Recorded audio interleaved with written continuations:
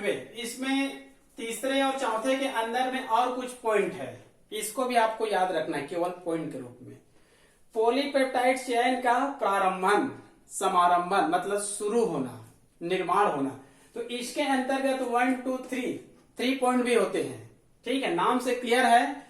इसमें दिख रहा है FOR लिखा हूं मैं, मतलब फॉर्मेशन ऑफ फॉर्मेलेटेड मेथियोनिल tRNA का निर्माण होना। नाम कुछ टफ है, फॉर्मेलेटेड मेथियोनिल tRNA का निर्माण हुआ। उसके बाद जो कहना चाहिए फॉर्मेलेटेड जो tRNA होता है, फॉर्मेलेटेड मेथियोनिल tRNA होती है, वो 30S mRNA के साथ क्या हो जाती है, जुड़ जाती है। उसके बाद प्रथम और दूसरा दोनों मिलकर राइबोसोम के बड़ी यूनिट जो 60S होती है उनसे क्या हो जाती है, जुड़ जाती है। क्लियर, मतलब कुल मिलाकर पॉलीपेप्टाइड चेन का प्रारंभन, इसके अंतर्गत 3 पॉइंट है। उसके बाद पॉलीपेप्टाइड चेन का इलांगेशन मतलब बड़ी होना, तो इसमें अन्य जो अमीनो एसिड होते हैं, सेकंड अमीनो एसिड, ये भी कहना चाहिए इसमें आकर जुड़ती जाती है, जिसके कारण ये पॉलीपेप्टाइड चेन क्या होती जाती है, बड़ी होती जाती है।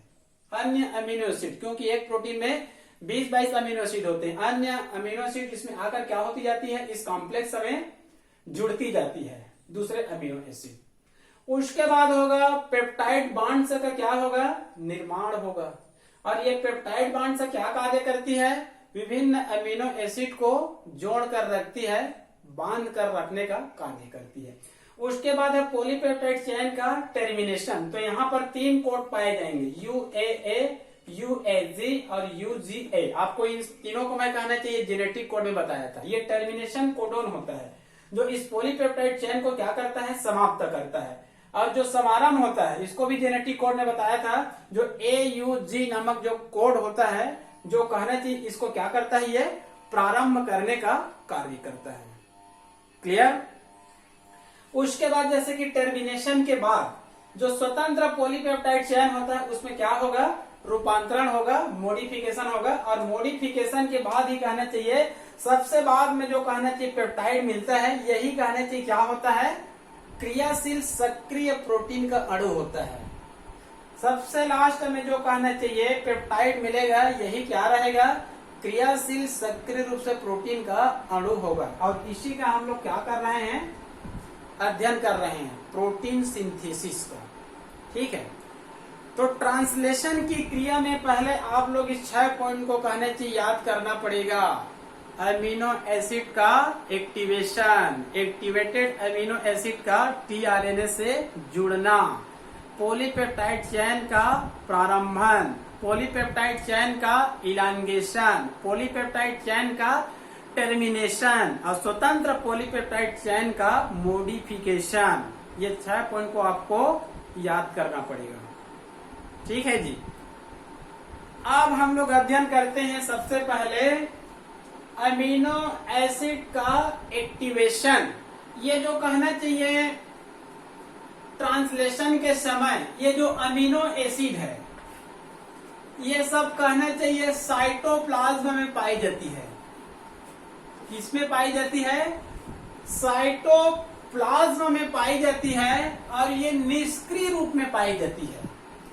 ये अमीनो एसिड किसमें पाई जाती है, साइटोप्लाज्म में पाई जाती है और ये निष्क्रिय रूप में पाई जाती है। लेकिन इसको सक्रिय करने के लिए यहाँ पर एंजाइम की आवश्यकता पड़ती है। उस एंजाइम का नाम होता है amino acyl synthetase enzyme, amino acyl tRNA synthetase enzyme. यही एक एंजाइम है जो निष्क्रिय अमीनो एसिड को क्या कर देगा, सक्रिय कर देगा, एक्टिवेटेड ऑफ अमीनो एसिड। जैसे कि मान लो ये अमीनो एसिड है, क्या है ये, अमीनो एसिड है।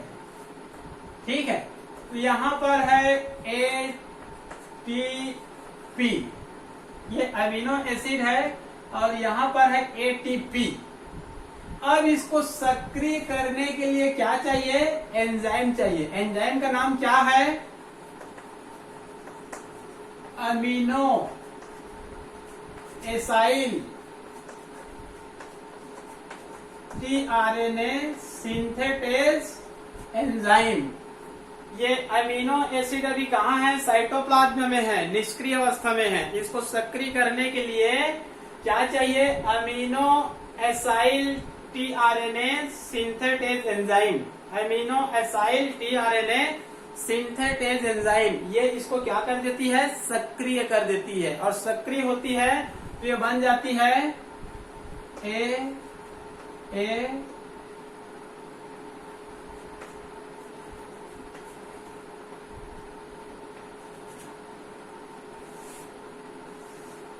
ये बन जाएगा, इसका कॉम्प्लेक्स बन जाएगा। क्या बन जाएगा? इसका कॉम्प्लेक्स AAAMPE। ठीक है, इस प्रकार से अमीनो एसिड क्या हो गया? सक्रिय हो गया। क्लियर? दूसरे पॉइंट में क्या है? जो अमीनो एसिड एक्टिवेट हुआ है, सक्रिय हुआ है, वो किन से जुड़ जाएगा? टीआरएनए से जुड़ जाएगा। ठीक है, तो इसका सूत्र ऐसा हो जाएगा, मान लो इसको यहां पर लिख देते हैं दूसरे पॉइंट के लिए AAAMP और E। ये कॉम्प्लेक्स है, ये किन से जुड़ जाएगा? टीआरएनए से। किन से जुड़ जाएगा? टीआरएनए से। और ये बन जाएंगे AATRNA। इसका क्या बन जाएगा? कॉम्प्लेक्स बन जाएगा। क्या बन जाएगा? इसका कॉम्प्लेक्स बन जाएगा। तो पहले में अमीनो एसिड क्या हो गया? एक्टिवेट हो गया।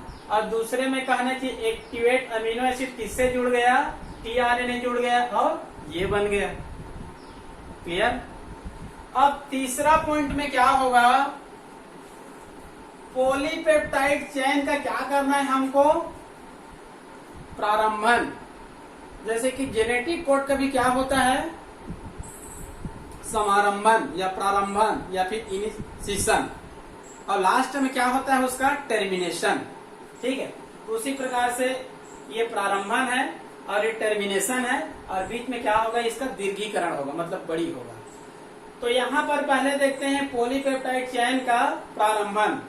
तो कहना चाहिए कोई भी जीव हो, चाहे छोटे जीव, चाहे मध्यम जीव, चाहे बड़े जीव, चाहे व्हेल हो, चाहे एलिफेंट हो, चाहे मानव हो, चाहे बैक्टीरिया हो, चाहे वायरस हो, सभी जीवों में पॉलीपेप्टाइड चेन का प्रारंभन किस अमीनो अम्ल से होता है? मेथियोनिन नामक अमीनो अम्ल से प्रारंभ होता है।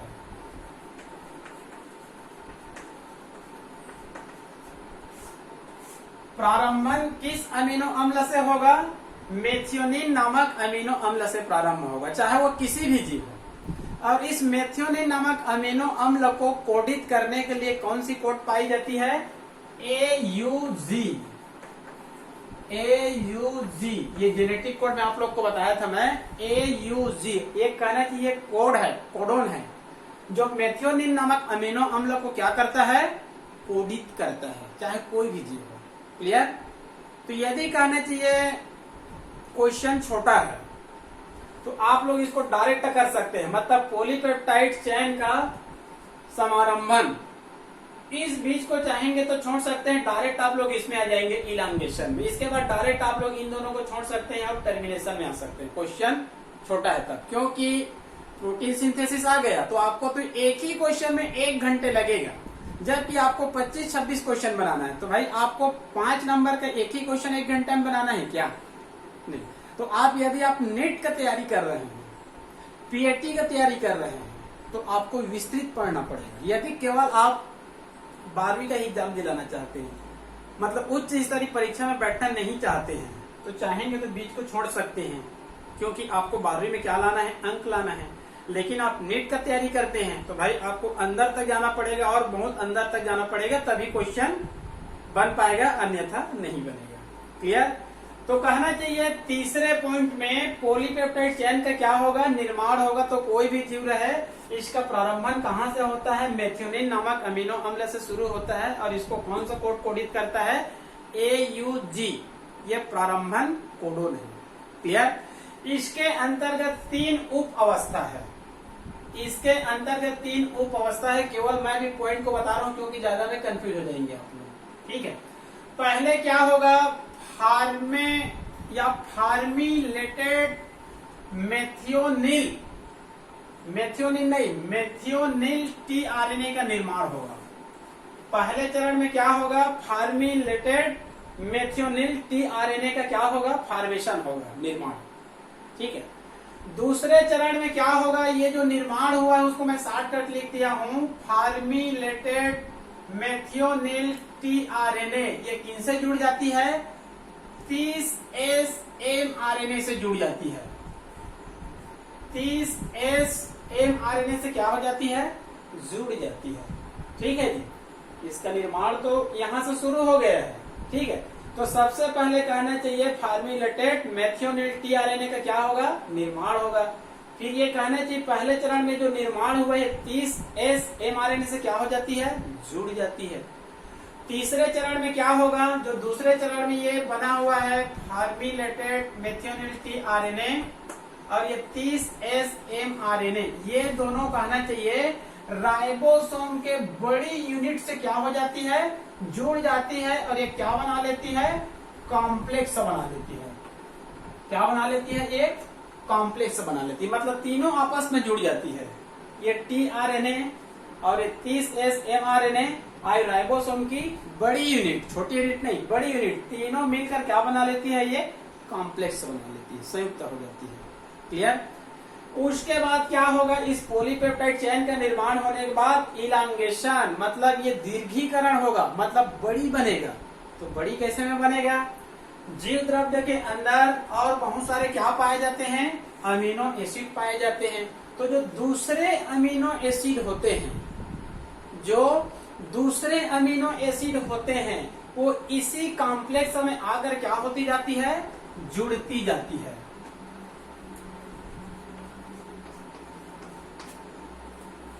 जीव द्रव्य, कोशिका द्रव्य, इन सब में दूसरे अमीनो एसिड पाए जाते हैं। ये इस कॉम्प्लेक्स में क्या होती जाती है, आकर जुड़ती जाती है, मतलब इसमें लगातार क्या होती जाती है, जुड़ती जाती है, जिससे ये पॉलीपेप्टाइड चेन क्या होती जाती है, दीर्घीकरण, मतलब बड़ी होती जाती है। क्लियर? उसके बाद है फॉर्मेशन ऑफ पेप्टाइड बॉन्ड्स, मतलब उसके बाद पेप्टाइड बॉन्ड्स का क्या होगा, निर्माण होगा। आप लोग को मैं सबसे पहले बताया था जब प्रोटीन सिंथेसिस शुरू हुआ तो प्रोटीन का एक अणु 20-22 अमीनो एसिड से मिलकर बनती है और सभी किस बॉन्ड्स से जुड़ी हुई पाई जाती है, पेप्टाइड बॉन्ड्स से जुड़ी हुई पाई जाती है। तो यहाँ पर कहना चाहिए पेप्टाइड बॉन्ड्स का निर्माण एक अमीनो एसिड के कार्बोक्सिलिक एंड पर बनती है और दूसरे अमीनो एसिड के अमीनो एंड पर बनती है। ठीक है जी, मतलब पेप्टाइड बॉन्ड्स का निर्माण होगा। तो इस पेप्टाइड बॉन्ड्स का निर्माण करना चाहिए एक अमीनो एसिड के कार्बोक्सिलिक समूह और दूसरे अमीनो एसिड के अमीनो समूह, इन दोनों के बीच पेप्टाइड बॉन्ड्स का निर्माण होता है। पेप्टाइड बॉन्ड्स का निर्माण होगा तो एक अमीनो एसिड का कौन सा समूह रहेगा, कार्बोक्सिलिक समूह रहेगा और दूसरे अमीनो एसिड का क्या रहेगा, अमीनो समूह रहेगा। मतलब दोनों के बीच में कहना चाहिए पेप्टाइड बॉन्ड्स का क्या होगा, निर्माण होगा, जो प्रोटीन के अणुओं को क्या करती है, जोड़ने का कार्य करती है। ठीक, आगे है उसके बाद पॉलीपेप्टाइड चेन का टर्मिनेशन, मतलब समापन होना। तो कोई भी जीव हो, चाहे छोटे जीव चाहे बड़े जीव, जिस प्रकार से उसका प्रारंभन कहाँ से हुआ था, AUG नामक कोड से शुरू होता है, उसी प्रकार से कोई भी जीव हो, सभी जीवों में टर्मिनेशन कोडोन यही रहेगा। इसको याद रख लेंगे, UAA, UAG, UGA। आप लोगों को मैं जेनेटिक कोड पढ़ाते हुए बताया था, तो वहीं से आप लोग याद कर सकते हैं या फिर यहाँ पर याद कर सकते हैं, ये आपके अनुसार है। इसको कैसे याद करेंगे, कई बार इसको नेट में भी पूछा जाता है। ठीक है, ये तो आसानी से याद हो जाएगा, प्रारंभन AUG और ये मेथियोनिल नामक अमीनो अम्ल को कोडित करेगा। लेकिन UAA तो याद हो जाता है, लेकिन ये दोनों आसानी से याद नहीं होता है। तो कई बार कहना चाहिए मैं जेनेटिक कोड से उसको क्लियर करता हूँ, ठीक है, क्योंकि तीसरे खाने और चौथे खाने की तीसरे, चौथे और तीसरे में ये मिलता है, तो वहां से मेरे को आसानी से याद हो जाता है। क्लियर? तो कोई भी जीव हो, सभी जीवों में पॉलीपेप्टाइड चेन का टर्मिनेशन करने वाले कोडोन क्या है? 3 है, जिसके कारण इसको कहना चाहिए नॉनसेंस कोडोन भी कहा जाता है।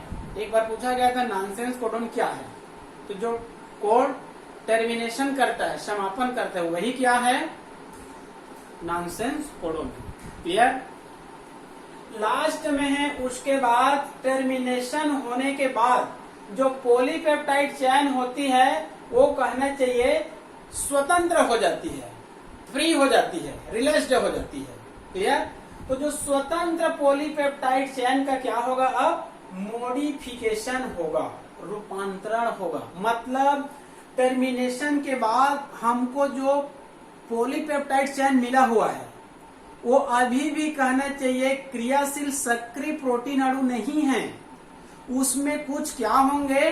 मॉडिफिकेशन होंगे, उसमें कुछ परिवर्तन होंगे। तो परिवर्तन के बाद ही कहना चाहिए हमको क्या मिलेगा? क्रियाशील सक्रिय प्रोटीन अणु की प्राप्ति होगा। तो मॉडिफिकेशन 2 प्रकार से हो सकता है, परिवर्तन 2 प्रकार से हो सकता है। दोनों को मैं एक एक समीकरण लिख दिया हूं, ठीक है जी, समीकरण एकदम क्लियर है। पहला, जैसे कि यहां पर स्वतंत्र पॉलीपेप्टाइड चेन बना हुआ है, टर्मिनेशन के बाद हमको क्या मिला है? स्वतंत्र पॉलीपेप्टाइड चेन। ये अभी क्रियाशील प्रोटीन अणु हमको नहीं मिला है, निष्क्रिय मिला हुआ है, ठीक है। तो इसमें क्या होगा? कुछ मॉडिफिकेशन होगा, परिवर्तन होगा, उसके बाद ही हमको क्रियाशील सक्रिय प्रोटीन अणु की क्या होगी? प्राप्ति होगा। तो टर्मिनेशन के बाद क्या होता है? जो कहना चाहिए यहाँ पर फार्मिलेटेड मेथियोनिल पेप्टाइड प्राप्त हुआ है। ये वास्तव में पूरा नाम नहीं लिखा हूं, यह है फार्मिलेटेड मेथियोनिल पेप्टाइड, फार्मिलेटेड मेथियोनिल पेप्टाइड। इनका क्या होता है? फार्मिलेज होता है। क्या होता है? एंजाइम की सहायता से फार्मिलेज होता है। और क्या बनेंगे यहाँ पर? फार्मिक अम्ल। क्या बनेंगे? फार्मिक अम्ल। और क्या बनेंगे यहाँ पर? मेथियोनिल पेप्टाइड, मेथियोनिल पेप्टाइड। अब ये जो मेथियोनिल पेप्टाइड प्राप्त हुआ उसको पुनः यहाँ पर लिख देते हैं, मेथियोनिल पेप्टाइड। पहले में हम क्या हो रहा है यहाँ पर? फार्मिलेटेड मेथियोनिल पेप्टाइड, इनका होगा फार्मिलेज एंजाइम की सहायता से, और बनेंगे यहाँ पर फार्मिक अम्ल। इसका कोई महत्व नहीं आगे चलकर फार्मिक अम्ल का। और यहाँ पर क्या बनेंगे? मेथियोनिल पेप्टाइड। जो मेथियोनिल पेप्टाइड बना हुआ है पहले चरण में, उसको दूसरे चरण में ले लेते हैं हम लोग मेथियोनिल पेप्टाइड। और इस मेथियोनिल पेप्टाइड का क्या होता है? अमीनो पेप्टाइडेस नामक एंजाइम की उपस्थिति में ये किसमें टूट जाती है? मेथियोनिन और पेप्टाइड में टूटती है, मेथियोनिन और पेप्टाइड में। ठीक है, तो इस प्रकार से लास्ट में हमको क्या मिला? पॉलीपेप्टाइड चेन मिला। लास्ट में हमको क्या मिला? पॉलीपेप्टाइड चेन मिला।